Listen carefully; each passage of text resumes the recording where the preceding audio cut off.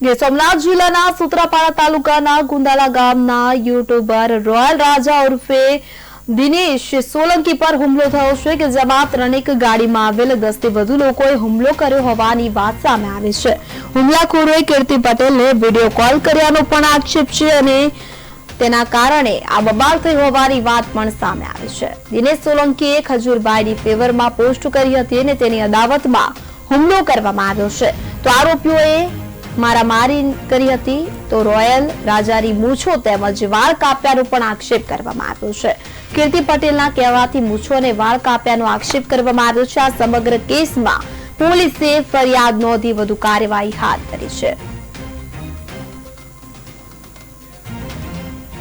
તો ગીર સોમનાથમાં સૂત્રાપાડામાં YouTuber royal રાજા ઉપર હુમલાની ઘટના સામે આવી છે। કપડા ઉતારી અર્ધનગ્ન અવસ્થામાં ઢોર માર મારવામાં આવ્યો હતો તો કીર્તિ પટેલની સામે આક્ષેપો લગાવવામાં આવ્યા છે। તો આપને જણાવી દઈએ કે પોલીસ ફરિયાદ નોંધવામાં આવી છે। સૂત્રાપાડામાં યુટ્યુબર રોયલ રાજા ઉપર હુમલાની ઘટના સામે આવી છે।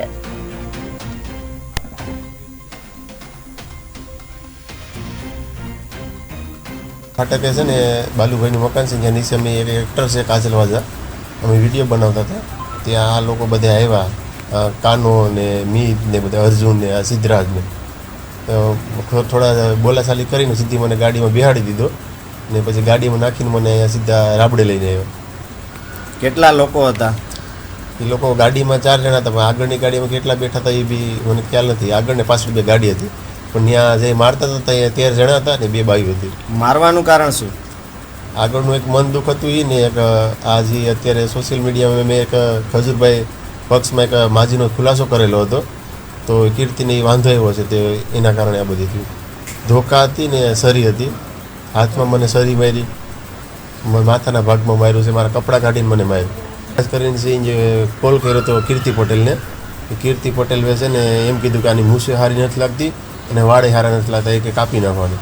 દર્દીનું નામ છે દિનેશભાઈ ખીમાભાઈ સોલંકી અને ફરિયાદ લઈને આવ્યા છે કે મારામારી કરી છે એમની જોડે અને ગળા પર નાખૂનના નિશાન ટીકા પાટુથી મારેલા છે। ઈજાઓ ગળા પર છે અને જમણા સાઈડના પગ પર છે।